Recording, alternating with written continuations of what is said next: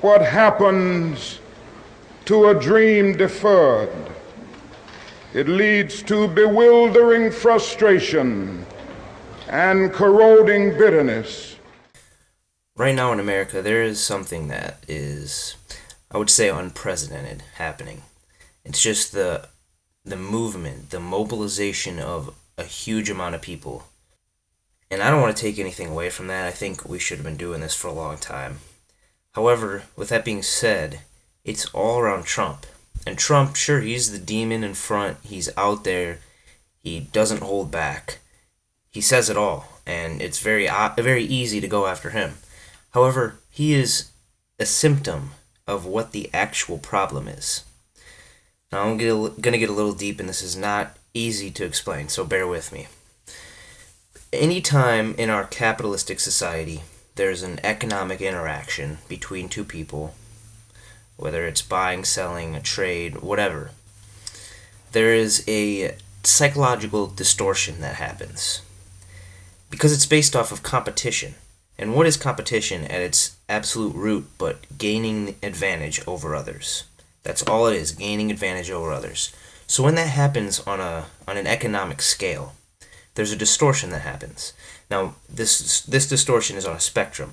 Most people in the world, most decent, honest, fairly hardworking people are at the bottom of the spectrum, and they have little to no psychological distortion. And these people, majority of the time, are poor, middle class. They don't hold a lot of power. However, at the top of the spectrum are the people who hold the power. The CEOs of corporations, the bankers, many politicians. They have the largest psychological distortion. Now, what do I mean by psychological distortion? What I mean is they become detached from the common man.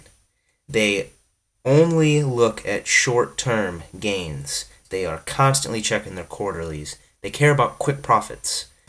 And this functions almost exactly like drug addiction does. So when you're addicted to drugs, you get a shot of dopamine into your brain.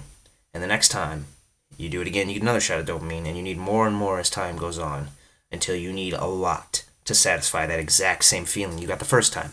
It's the exact same thing with external rewards. So people at the top of this psychological spectrum, they do something in the short term and they get money for it.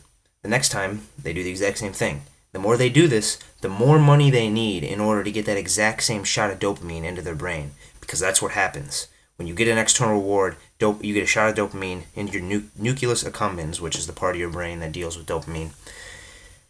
And the tolerance builds up. And the people at the top of these companies, they are able to completely look away from all the negative long-term effects that their actions have because they are addicts. They are craving that dopamine shot that they can only get if they make large amounts of wealth. And that is really what I mean when I say psychological distortion.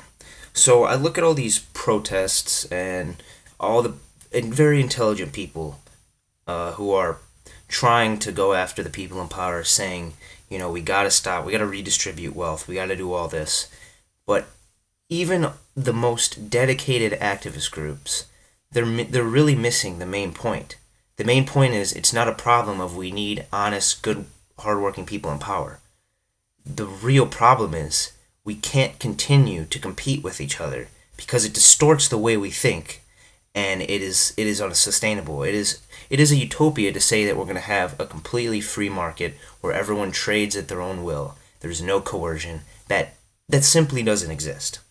Now, many people would probably come back with, well, that's our nature. We're competitive by nature.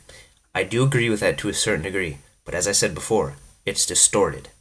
So what we need, and what's actually the point of this video, is we need a global consciousness.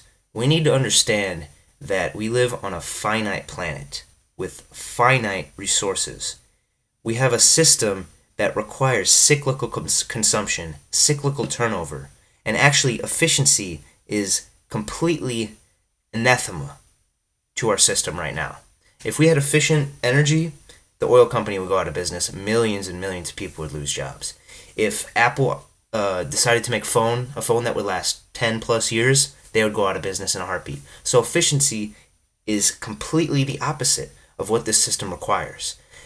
And it's not like we don't have the technology out there. I'll probably make some more videos on this, but we have technology to create enough food for everyone, enough water, enough resources. We have all the technology you could possibly want to make a very sustainable world, but we can't compete with each other. We have to move towards a more collaborative economy where we're sharing ideas, it's more open sourced, it's more interactive, we're not competing.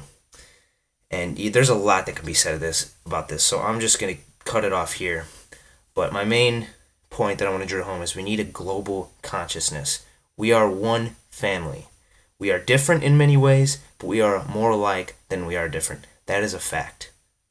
We are also an extremely adaptable species. We have a very malleable brain. So if you think, oh, it's never going to happen, we're never going to stop competing with each other, this is our nature, we're bound to this forever, that is just completely false. If you look throughout history, we have adapted before. We will adapt again. It's just a matter of when and really how much suffering has to occur before we wake up on the real.